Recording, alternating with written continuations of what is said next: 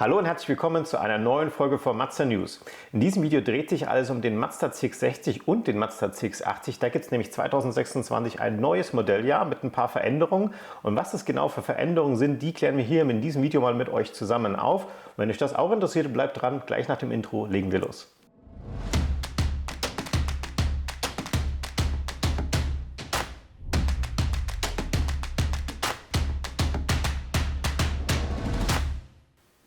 Ja, wie gerade schon angekündigt, geht es also in diesem Video um den neuen CX-60, CX-80 und ganz neu ist er natürlich nicht, aber es gibt 2026 ein neues Modell. Ja, da gibt es wie immer ein paar schöne Überraschungen, ein paar Upgrades und die möchte ich euch hier natürlich gerne mal zeigen.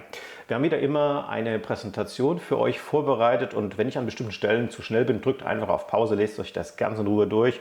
Interessiert euch irgendwas besonders, dann könnt ihr natürlich auch die Kapitelmarken verwenden und draufdrücken und dann direkt zu dem Punkt springen, der euch am meisten interessiert. Wir steigen direkt mal ein. Ich habe eine kleine Seite für euch vorbereitet, auf der im Endeffekt alle Veränderungen geballt notiert sind, dass ihr erstmal so einen kleinen Überblick habt, was eigentlich neu ist. Und vielleicht für die Zuschauer, die ja schon regelmäßig unseren Kanal anschauen und wenn ihr euch so ein bisschen an die ersten CX-60 Videos erinnert, da kann ich mich noch ganz genau daran erinnern, da waren unten in den Kommentaren wirklich ganz viele Infos gestanden. Mensch, bitte bringt das Auto auch mit braunem Leder, so ähnlich wie das auch in China, in Japan und auch in Amerika gezeigt wurde. Und Mazda hat es nun tatsächlich möglich gemacht, dass dieses hellbraune Nappa-Leder nun auch nach Deutschland kommt. Und zwar eben nicht nur beim CX-60, sondern auch beim CX-80. Wie das genau ausschaut, sehen wir gleich. Dann gibt es eine kleine Veränderung bei den Felgen, ein kleines Upgrade für den CX-60, die einfacheren Ausstattungslinien, ein bisschen andere Farbe. Dann haben wir auch eine neue Farbe von der Außenfarbe beim CX-60 mit dabei. Vielleicht auch ganz interessant für die, die es ein bisschen sportlicher mögen. Vielleicht kennt ihr auch dieses Cargo-Netz, also so ein Gepäcknetz bei dem Auto, die das schon haben. Die verfluchen es manchmal so ein bisschen, weil es echt kompliziert zu montieren ist. Wir hatten euch da schon ein paar Videos hochgeladen zu dem Thema. Das entfällt nun, weil es wirklich selten verwendet wurde und man verpackt das jetzt ins Zubehör. Es gibt ein paar Ausstattungsaufwertungen, wie zum Beispiel neue Geräuschdämmung, Alexa Sprachbedienung und noch vieles mehr. Schauen wir uns in Ruhe an. Ein komplett neues Sicherheitsfeature, Englisch DAA. Was das ist, erkläre ich euch gleich. Und auch für die Zuschauer unter euch, die gewerbetreibend sind, die das Thema Dienstwagenbesteuerung besonders interessiert, die sollten auf jeden Fall auch dranbleiben, denn da gibt es auch ein paar wichtige Informationen zu den Autos. Wir steigen aber gleich mal ein mit dem Thema Leder. Da hatte ich euch ja schon gesagt, von euch tatsächlich sehr häufig gewünscht worden, dass das doch bitte integriert werden soll. Und wir bekommen es beim CX-60 und beim CX-80. Und ich habe hier schon mal ein Bild für euch, wie das aussehen wird. Mazda hat das Ganze jetzt nicht nur hellbraun gemacht, sondern eben ein schöner Mix hier aus Schwarz und diesem Hellbraun. Ich finde den Ton wirklich sehr gelungen. Es schaut jetzt nicht irgendwie oll aus, sondern irgendwie modern. Man könnte auch vielleicht so in der Richtung Terrakotta schon fast gehen. Also das wäre auf jeden Fall auch eine Farbe, die ich mir sehr gut für dieses Auto vorstellen kann. Insbesondere auch, ihr seht schon, mit dem schwarzen Dachhimmel wirkt es wirklich sehr schick. Hier vorne am Lenkrad könnt ihr es auch sehen, es ist zweifarbig, also nicht nur hellbraun, finde ich auch sehr gelungen. Das haben wir auch schon beim Mazda 6e, genau in dieser Form. Hier vorne haben wir dann auch so ein sehr schön bezogenes Armaturenbrett mit so einer Art Velour-Ledernachbildung. Das ist sowieso auch bei den älteren Modellen auch schon sehr schick gemacht worden mit so einer Ledernarbung. Ja, hier nochmal ein Blick für den CX-80, aber im Endeffekt sind die vorne ja sehr ähnlich. Und schaut euch hier mal die schönen Sitze an. Da hat man sogar so eine kleine Steppung mit reingemacht. Ich finde das richtig schick. Gerade zu diesem etwas edleren braunen Leder passt das sehr gut. Es wirkt hier doch eher so ein bisschen seriöser. Und da ist diese Steppung natürlich richtig hübsch, finde ich persönlich. Jetzt schauen wir uns das Ganze mal an. Beim CX-60 ist das also für die höheren Linien Humura und Humura Plus gedacht. Das ist auch die Linie mit dem schwarzen Dachhimmel und die sowieso eigentlich bei euch so mit die beliebtesten Linien sind. Und da bekommt ihr diese Lederfarbe tatsächlich komplett ohne Aufpreis, denn das Auto hatte schon Nappa-Leder, allerdings immer in schwarz. Beim CX-80 hat man es ein bisschen anders gestaltet, da auch für die Humura Plus Linien, da hat sich nichts verändert. Allerdings könnt ihr dieses dunkelbraune Leder immer nur in Kombination mit den sogenannten Captain Seats buchen. Das sind diese Einzelsitze, die man sehr fein einstellen kann, die dann auch schon Sitzbelüftung und Sitzheizung und sowas haben. Und das ist dann im Endeffekt auch jetzt zukünftig in diesem Hellbraun verfügbar. Geringer Aufpreis hier 850 €.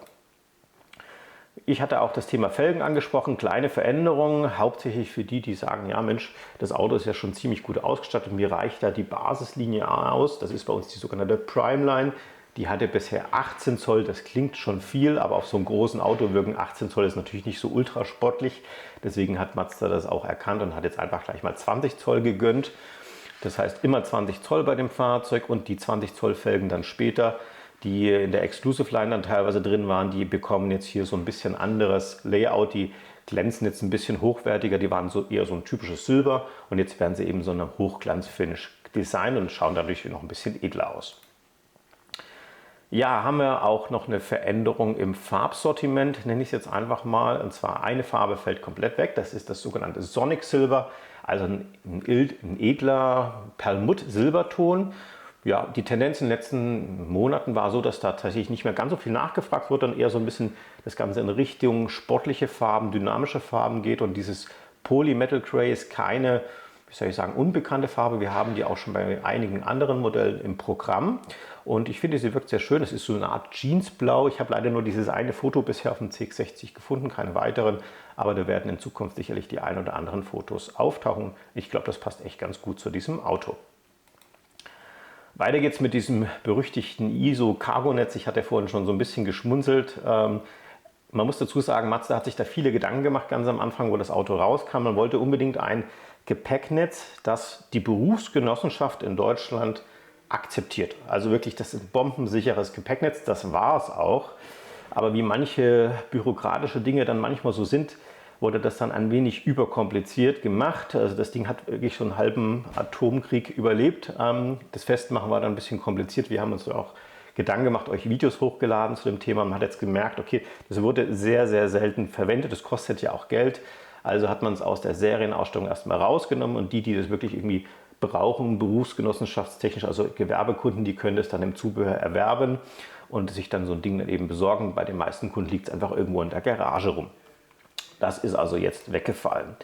Dann haben wir natürlich auch noch diverse Ausstattungsaufwertungen und da haben wir auch schon bei dem 2025er Modell vom CX-60 von euch ganz, ganz viele Anfragen bekommen. Damals kam nämlich der CX-80 raus und da auch schon mit Alexa Sprachbedienung und mit Echtzeit-Navigationssystem. Und da haben wir eben auch viele Kunden Nachfragen bekommen und sagen, hey, ist es bei meinem CX-60 eigentlich nicht vorhanden? Nein, tatsächlich nicht, sondern jetzt erst im 26er Modelljahr. Das bedeutet also, für alle, die Alexa jetzt noch nie gehört haben, das ist ein Sprachassistent, ein KI-Assistent. Da gibt es viele verschiedene konkurrierende Modelle auf dem Markt. Und Alexa stammt vom Anbieter Amazon und ist eben ein sehr potentes System, kennt man vielleicht von den Smart Speakern von zu Hause und kann diverse Dinge regeln. Also ihr könnt mit dem fast natürlich sprechen, ihn nach dem Wetter fragen oder aber nach dem Weg, nach der Strecke fragen und Spiele und was weiß ich alles. Wir haben da auch schon ganz, ganz viele Videos für euch hochgeladen. Ich verlinke euch einfach mal da oben, was gerade irgendwie so thematisch gut passen könnte. Wenn ihr da Lust und Laune habt, schaut euch das gerne mal an. Wie ist das jetzt natürlich im Auto besonders sinnvoll nutzbar? Ich sagte gerade schon zum Beispiel im Navigationssystem. Ihr könnt also die Kommandos wesentlich freier formulieren. Ihr müsst jetzt nicht ganz stur nach einem bestimmten Rhythmus das eingeben, sondern wirklich sagen, hey, wo ist denn der nächste Baumarkt oder sowas in der Art, dann würde das funktionieren. Genauso könnt ihr aber auch die Musikdienste steuern. Es gibt sogenannte Alexa-Skills, das sind also zum Beispiel irgendwelche Spielchen. Einkaufslisten könnt ihr damit steuern. Ihr könnt euer Auto nun auch damit steuern. Das ging bisher also nur sehr eingeschränkt. Klimaanlage ausschalten, Sitzheizung und so weiter. Es soll euch im Endeffekt in vielleicht bestimmten Situationen entlasten, dass ihr nicht die ganze Zeit eben die Hände vom Lenkrad nehmen müsst, um irgendwelche Tasten zu drücken, sondern dass ihr euch vielleicht an die wichtigsten Sprachkommandos gewöhnt und so ganz schnell irgendwelche Dinge aus- und einschalten könnt. Es ist sicherlich für den einen oder anderen Kunden schon sehr umgänglich, gerade die Smart Speaker zu Hause haben, die machen das irgendwie dauernd, die sagen laut, leise, nächster Sender. Und für die es vielleicht noch nicht haben, die müssen sich noch so ein bisschen daran gewöhnen. Und natürlich kann man auch das System nutzen, um irgendwie für Telefonie das Ganze zu verwenden. Auch hier sehr, sehr freie Sprachbefehle sind möglich, die bisher eben nicht möglich waren. Zusätzlich zu dieser Alexa-Aufwertung kommt auch nun ein Upgrade bei dem Navigationssystem vom CX-60 dazu, die sogenannte Echtzeit-Stauumfahrung und auch die, die Echtzeit-Kartenmaterial-Aktualisierung. Und hier ist es eben so, dass wir eine Online-Datenverbindung herstellen zu einem Mazda-Server. Und diese Datenverbindung ist übrigens kostenlos für euch, wenn ihr die MyMazda-App verwendet. Damit werden also immer die aktuellsten Verkehrsinformationen heruntergeladen, euch direkt angezeigt. Bisher war das leider eben nur über den sogenannten TMC, das ist so eine Art Traffic Channel, über DAP genommen. Das bedeutet also, dass es immer so eine leichte Zeitverzögerung gab und die Daten immer nicht so ganz exakt waren. Und bei Echtzeit ist das natürlich viel, viel präziser und schneller. und euch werden dann auch im Kartenmaterial so grüne, gelbe, rote Linien angezeigt, die wirklich auch euch über den Verkehrsfluss informieren. Also wirklich ein gutes Upgrade, was hier auch wirklich bei dem CX-60 zu einer deutlichen Aufwertung führt. Und natürlich auch das Kartenmaterial, was man bisher über die SD-Karte immer zu Hause über so eine SD-Karte wieder updaten musste. Das geht jetzt also auch alles von selbst. Finde ich also wirklich gut, dass wir das jetzt auch beim CX-60 integriert haben. Es gibt aber noch eine ganze Vielzahl von weiteren Features, die man beim CX-60 integriert hat. Serienmäßig ist jetzt nun auch eine verbesserte Geräuschisolierung oder Geräuschdämmung integriert worden. Das betrifft übrigens nicht nur den CX-60, sondern auch den CX-80. Man hat also geräuschdämmendes Glas sowohl an den Seitenscheiben als auch an der Windschutzscheibe integriert, um einfach nochmal die Lautstärke im Innenraum abzusenken. Da gab es eben das ein oder andere Feedback von euch, dass gerade bei hohen Geschwindigkeiten hier noch Optimierungspotenzial da ist. Das hat Mazda nun angegriffen und das deutlich nochmal optimiert. Dann hat man zusätzlich die ganzen Sicherheitsfeatures, die beim CX-80 schon vorhanden waren, nun auch im CX-60 angeglichen. Das heißt, wir reden hier über diverse Systeme. Ich habe es euch einfach mal hingeschrieben, zum Beispiel eben Notbremsassistent mit aktivem Bremseingriff, inklusive Erkennung entgegenkommender Fahrzeuge. Typische Situation, ihr seid irgendwie gerade an so einer Ampel, wollt links abbiegen und ihr müsst aber auf den Gegenverkehr achten. Ja, und dann kann es schon mal sein, dass man das irgendwie gedacht hat, grüne Ampel, ja, ich kann doch locker losfahren und dann startet aber auch der Gegenverkehr. Das würde das Auto jetzt also erkennen. Stellt euch das vor, jetzt kommt jetzt der Gegenverkehr und ihr wollt hier so abbiegen und dann würde das Auto das erkennen, dass der euch jetzt gleich hier ins Fahrzeug fährt oder ihr euch dem anderen ins Auto fahrt und dann würde euer Auto trotz dieser Kurvenfahrt eine Vollbremsung einleiten. Das war eben bisher technisch nicht möglich beim CX-60. Das kann der nun. Dann haben wir nun einen Spurhalteassistent mit Lenkerstütze, den kennen wir schon, allerdings jetzt neu mit Ausweichassistent. Und da ist es so, stellt euch folgende Situation vor, ihr fahrt also mit eurem CX-60, ihr müsst irgendwas ausweichen, eine Person auf der Straße, ein Gegenstand auf der Straße und dann macht ihr meistens so eine ruckartige Bewegung links, rechts oder so und da gibt es natürlich schon jemanden, der vielleicht noch nicht so viel Fahrerfahrung hat, der dann vielleicht eher das Ganze ein bisschen unkontrolliert macht, ein bisschen zu hektisch. Und da wird das Auto euch sozusagen durch diese Lenkbewegungen nun assistieren. Wichtig ist, dass ihr immer die Hände am Lenkrad habt, also das lenkt nicht von selber. Ihr müsst es einfach durchassistieren und das wählt sozusagen die optimale Kurve, sodass das Auto möglichst schnell und stabil auch wieder hier in die ursprüngliche Linie zurückkommt. Das nennt man eben Ausweichassistent. Ab einer etwas höheren Ausstattungslinie, nämlich Exklusivline, haben wir dann noch weitere Notbremsassistenten dabei. Einmal der Notbremsassistent vorne. Typische Situation, ihr fahrt zum Beispiel an einer unübersichtlichen Stelle aus einer Parklücke raus, links ein großer Sprinter, rechts irgendwie eine Wand und ihr könnt nicht so richtig sehen, ihr fahrt so raus, ihr versucht immer die ganze Zeit irgendwie den Verkehr zu erkennen und auf einmal kommt einer angeschossen und den habt ihr irgendwie nicht so richtig gesehen. Dann würde das Auto das erkennen, dass ihr jetzt zu weit auf der Straße seid und jetzt gleich ein Unfall passieren könnte, dann wird er rechtzeitig nochmal eine Vollbremsung einleiten. Das nennt sich dieses SBSF. Mit gleichzeitiger Frontüberwachung und diese Funktion habt ihr jetzt dann in dieser Ausstattungslinie auch gleich noch hinten, also rückwärts ausparken, wäre so ein typisches Thema. Dann natürlich auch bei der Rückfahrkamera, da gibt es jetzt nochmal ein kleines Highlight, hat man jetzt auch dynamische Linien integriert. In der bisherigen Exclusive Line war das eben eine fixe Linie. Dynamisch heißt also Anpassung an den Lenkwinkel, man weiß also vorher schon, wo man hinterher landen wird. Wenn ihr also zum Beispiel stark einlenkt, wisst ihr, okay, ich komme da jetzt schön sauber rein und wenn euch diese Linie dann im Endeffekt schon irgendwie voll daneben das zeigt, dann werdet ihr natürlich auch daneben landen und es gibt jetzt nochmal eine schönere Ansicht, wenn ihr zum Beispiel mit Anhängerkupplung fahrt, dass ihr wirklich ganz exakt unter den Kugelkopf kommt und es lotst euch so ein bisschen besser dahin. Dann gibt es auch nochmal ein Upgrade bei dem sogenannten Driver Assistance Paket, das ist ein optionales Paket oder auch inklusive beim Humura und Takumi. Da habt ihr dann nochmal eine erweiterte Lenkunterstützung. Allerdings diesmal mit automatischer Bremsfunktion. Also das bedeutet im Endeffekt so, ihr konntet das System schon so einstellen, dass es selber lenkt. Auf der Landstraße, Autobahn, super praktisch. Und man konnte so im Schnitt ca. 10 Sekunden auch mal so die Hände so ein bisschen wegnehmen, musste natürlich immer so ein bisschen bremsbereit sein. Und dann kam so eine Warnmeldung. Jetzt hat man dann allerdings nochmal eine zusätzliche Stufe hingetan, denn man konnte bisher nicht feststellen, ob ihr das absichtlich macht oder nach einer gewissen Zeit dann einfach vielleicht bewusstlos wart, eingeschlafen seid. Also gerade wenn man zum Beispiel übermüdet ist und denkt sich, ja, lass ich das Auto mal fahren, dann könnte natürlich auch so eine Art Sekundenschlaf dazukommen und dann würde dieses Auto mit der neuen Ausstattungsfeature hier dann auch dafür sorgen, dass ein Bremseingriff erfolgt und das Auto dann eben zum Stehen kommt, eben speziell für solche Fälle wie zum Beispiel eben Krankheit oder Sekundenschlaf. Es gibt aber auch einen Entfall, also zum Beispiel die Panoramadach-Auswahlmöglichkeit entfällt bei der Exklusivline, muss man auch fairerweise dazu sagen. Das waren eigentlich immer Kunden, die gesagt haben, nee, ich brauche jetzt nicht so ein volles Auto, und die haben auch ganz, ganz selten ein Panoramadach bestellt. Das haben wir eigentlich häufig in den höchsten Ausstattungslinien gehabt. Und auch diese etwas kleinere Motorisierung beim Diesel mit 200 PS und Heckantrieb war jetzt tatsächlich so, dass ja, nur eher wenige Kunden dazugegriffen haben, auch meistens immer die, die sagen, ich möchte eher eine niedrigere Ausstattungslinie, und deswegen hat man sich hier, um auch ein bisschen ja, effizienter produzieren zu können, entschieden, dass man diese kleine Dieselversion sozusagen den ganz hohen Ausstattungslinien nicht mehr anbietet. Dann hatte ich euch gesagt, es gibt auch ein komplett neues Sicherheitssystem, das nennt sich DEA. Das ist ein sogenannter Nothalteassistent, und das ist im Endeffekt auch schon in diesem Tempomat, was ich euch gerade erklärt hatte, auch enthalten. Allerdings hier im Endeffekt auch dann, wenn ihr den Tempomat nicht verwendet. Das funktioniert wie folgt. Das System erkennt also, wenn der Fahrer komplett abwesend ist. Das sind also meistens so Themen wie Bewusstlosigkeit, auch Schlaf im Auto. Und dann würdet ihr zunächst mal eine akustische und auch eine optische Warnung bekommen. Das ist dann schon recht massiv, sodass man eben aufwacht, wenn ihr natürlich bewusstlos seid oder euch einfach, wie soll ich sagen, nicht mehr irgendwie zu helfen wisst. Dann hilft das natürlich nicht. Dann wird Folgendes passieren. Schritt Nummer 2, darauf erfolgt also keine Reaktion. Dann wird also die Alarmanlage vom Auto aktiviert. Es ist nochmal deutlich lauter. Auch die außen, sage ich mal, vorhandenen Passanten wissen, da stimmt gerade irgendwas gar nicht.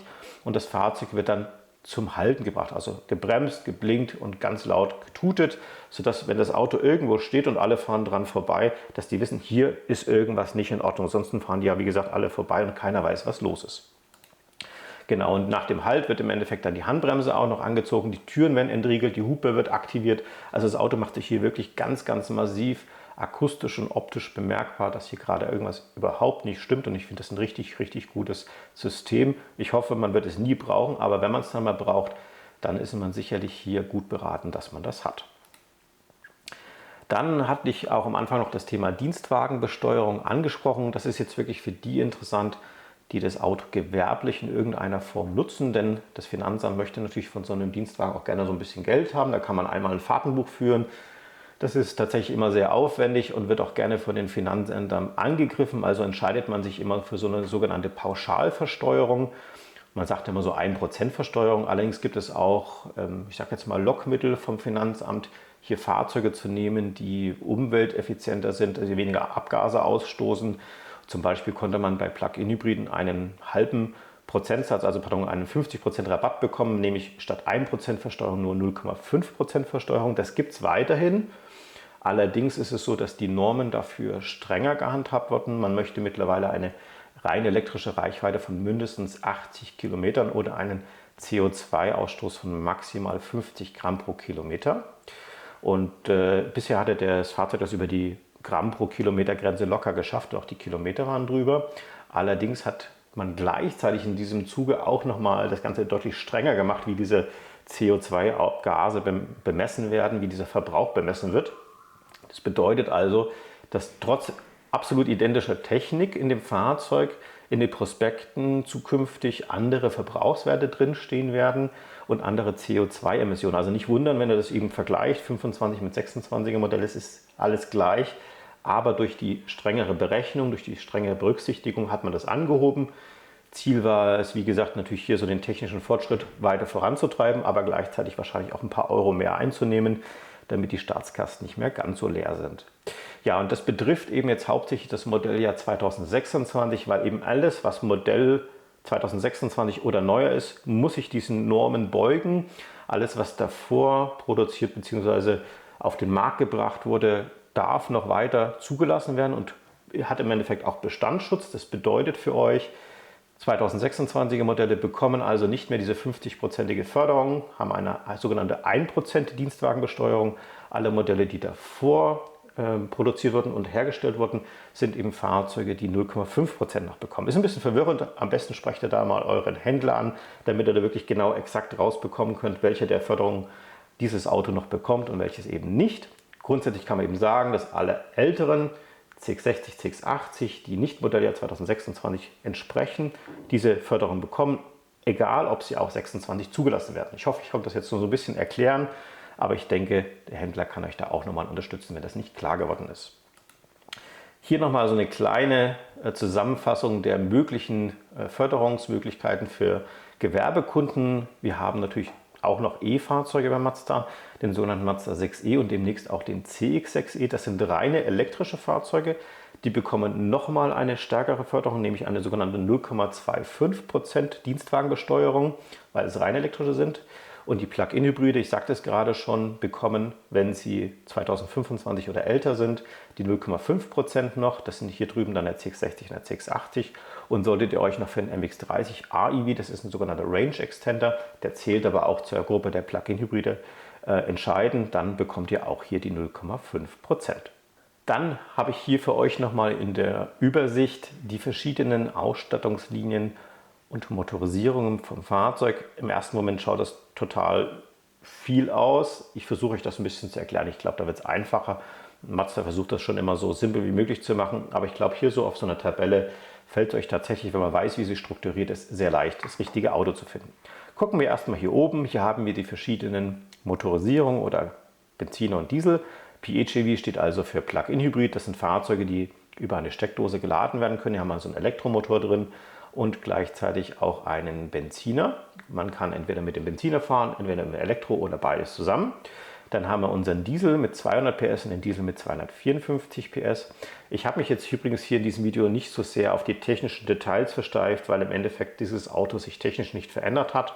Wenn ihr euch da ein bisschen mehr zu diesem Auto informieren wollt, empfehle ich euch einfach mal dieses Video hier oben. Da haben wir euch generell das Modell einfach mal vorgestellt, auch mit den ganzen Raffinessen. Und dann haben wir hier oben verschiedene Ausstattungslinien. Ihr seht schon, wir haben hier insgesamt 6 Ausstattungslinien zur Verfügung. Primeline ist unser Einstieg, Exclusive Line, Homura, Takumi, Homura Plus, Takumi Plus. Und die könnt ihr hier, zum Beispiel beim PHEV, bekommt ihr jede Ausstattungslinie. Beim kleinen Diesel entfallen eben die ganz hohen Linien, hatte ich vorhin schon gesagt. Und beim großen Diesel gibt es zum Beispiel die ganz kleine Linie Primeline nicht. So müsst ihr das im Endeffekt lesen. Die Preise, die ihr seht, sind also die unverbindlichen Preisempfehlungen für diese Modelle. Und bei manchen Modellen könnt ihr euch natürlich noch für zusätzliche Extras entscheiden. Die Listen sind bei Mazda immer ziemlich klein und meistens sind es Pakete, wo eben viele, viele Dinge drin sind. Schauen wir uns kurz die Primeline an. Das ist also unsere Basis schon sehr, sehr gut ausgestattet. Ihr könnt keine weiteren Pakete dazu buchen. Das ist sozusagen ein Fixmodell. Ihr könnt euch allerdings natürlich für eine schöne Farbe hier unten interessieren.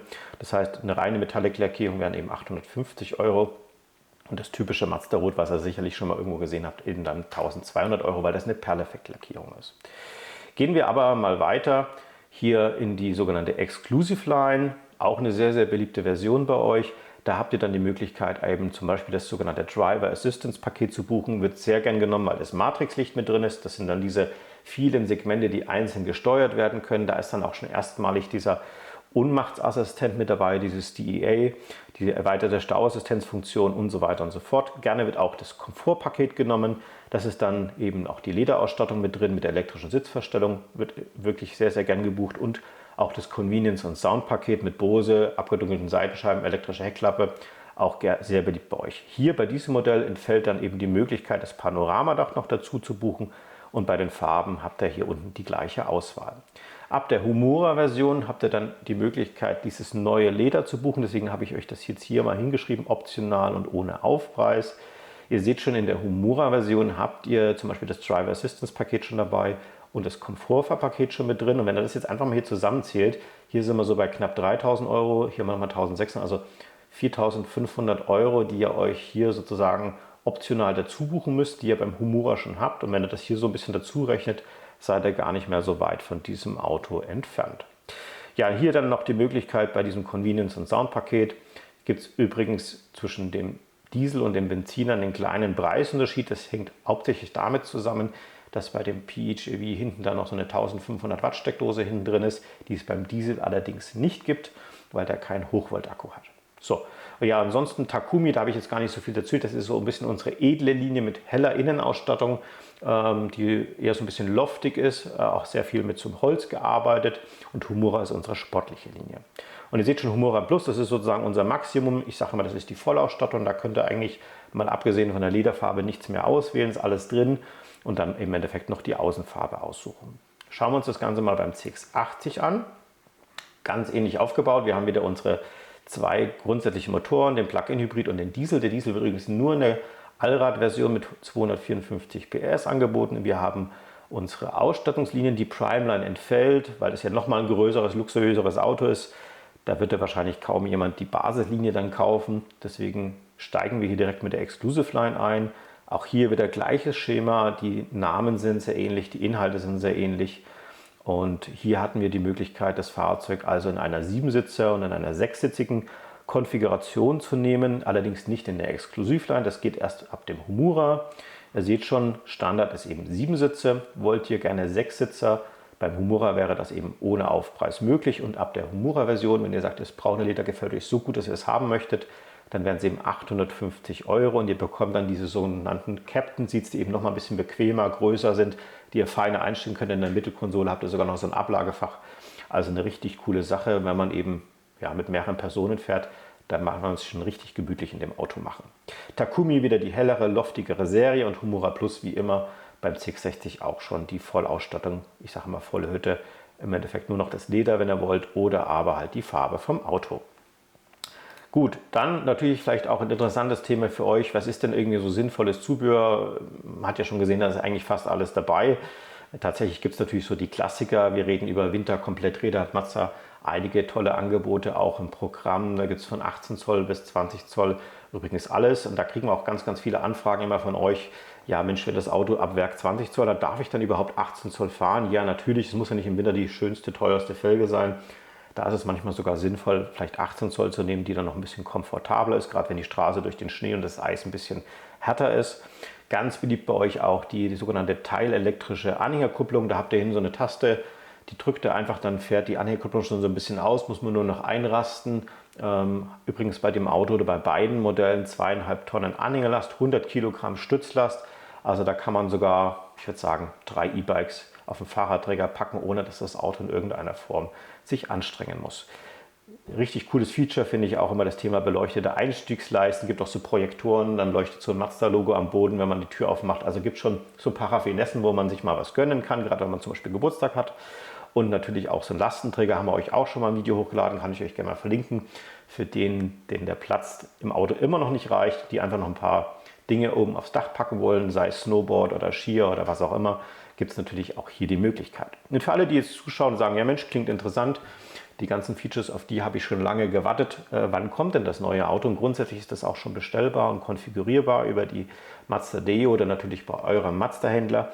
Und die ersten Modelle werden voraussichtlich auch Anfang März dann schon anrollen.